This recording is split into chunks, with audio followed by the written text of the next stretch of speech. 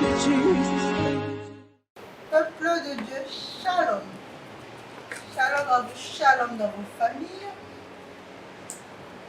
Nous sommes rassemblés aujourd'hui pour partager la parole, pour nous édifier, pour rencontrer notre Seigneur Jésus-Christ de Nazareth qui nous a donné ce rendez-vous. D'ores et déjà, je remercie toutes les femmes qui ont commencé à avoir des changements dans leur vie, qui ont commencé à avoir des fruits de ce qu'on a vu jusque-là.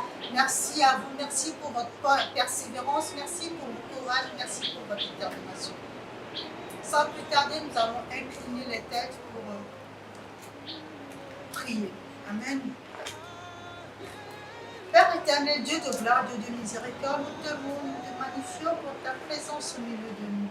Oh Yahweh, reçois la gloire, reçois la puissance, reçois l'adoration, parce que tu es le Dieu de l'impossible. Merci parce qu'aujourd'hui, tu ouvres encore nos yeux spirituels, nos oreilles spirituelles, afin que nous puissions t'entendre, afin que tu puisses œuvrer en nous. Merci Père, parce que sans toi, nous sommes bien. Merci pour ce que tu as encore prévu de nous donner comme cadeau aujourd'hui. Gloire, louange. Amen. Bien-aimés, nous allons continuer la série sur les vierges folles, sur les femmes consolides en cordon. La série, c'est femmes consolides en cordon. Et donc, aujourd'hui, nous allons parler des vierges folles et des vierges sages. Donc, d'ores et déjà, je remercie tous ceux qui ont déjà partagé en mars les vidéos, tous ceux qui se sont abonnés et surtout celles qui ont envoyé des invitations un peu partout. Merci que Dieu Tout-Puissant puisse nous rendre ceinture. Donc, le verset d'aujourd'hui se trouve dans Matthieu 25. Matthieu 25, verset 1 à 13. Nous parlons du parabole des vierges folles et des vierges sages. Nous n'allons pas le lire, mais retenez juste qu'en fait, il s'agit de 5 vierges. Pourquoi il s'agit de 5 vierges? La Bible ne nous a pas menti, mais la Bible parle en parabole. Donc c'est à nous de pouvoir comprendre par le biais de l'Esprit Saint. Donc l'Esprit nous révèle qu'en chaque femme, il y a deux côtés. Nous avons un côté femme et un côté sage. Donc c'est pour ça que la Bible nous parle de 10. Donc nous avons une double personnalité en chacun de nous. Donc ça tout dépend de quel côté nous développons. Est-ce que nous développons le côté sage ou est-ce que nous développons le côté folle? Donc ici nous allons prendre un petit peu le test que nous allons pas lire. Je vous laisse lire chez vous, mais nous allons prendre un tout petit peu le test. La Bible nous dit que l'époux, il y a les vierges folles sont parties avec leur lampe sans huile à la rencontre de l'époux qui est le Christ. Et en fait, les vierges sages sont parties avec les lampes et les huiles. Au milieu de la nuit, elles se sont assoupies.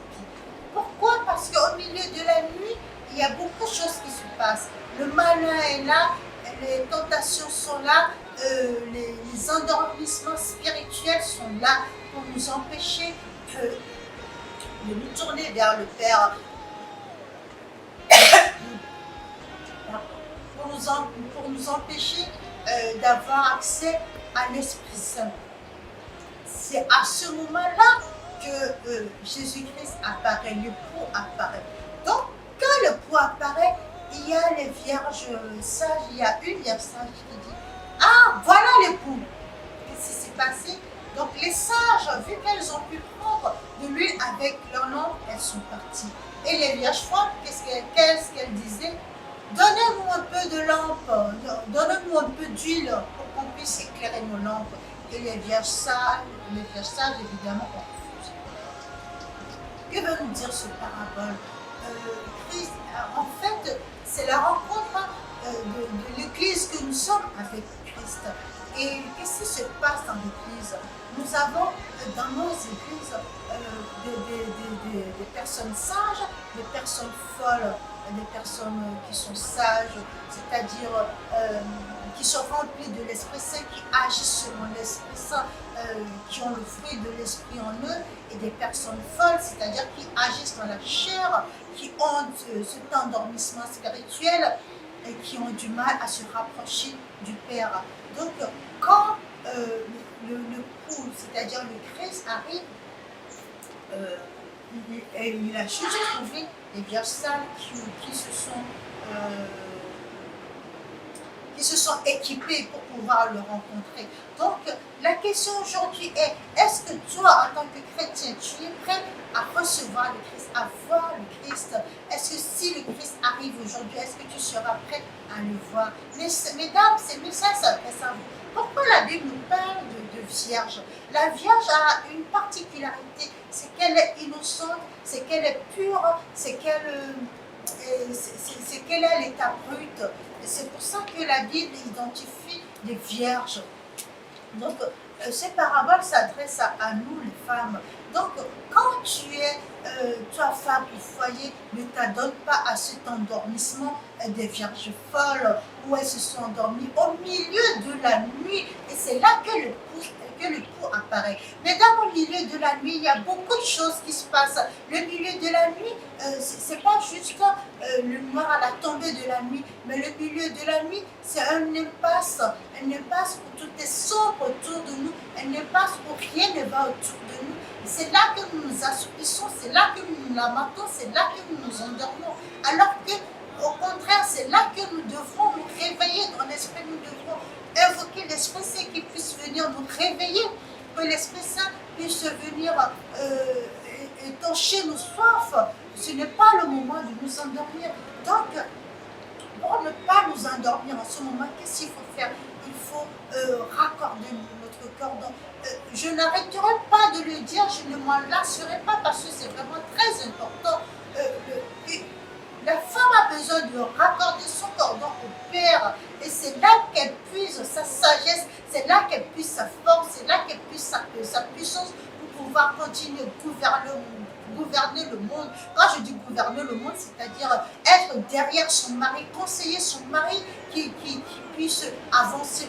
Donc si toi, la femme, tu t'assoupis pendant les moments sombres, tu t'endors pendant les moments sombres, sache que le mari aussi dort. Si le mari n'évolue pas, c'est ta faute. Alors, nous allons incliner nos têtes et nous allons prier pour toutes ces choses. Éternel Dieu de gloire, Dieu de miséricorde, nous te louons, nous te magnifions, nous te bénissons pour ta puissance, pour ton amour, pour ta grandeur infinie pour nous, tes enfants. Oh oui, Père, tu es le Dieu de l'impossible. En ce moment, je remets tes enfants entre tes mains.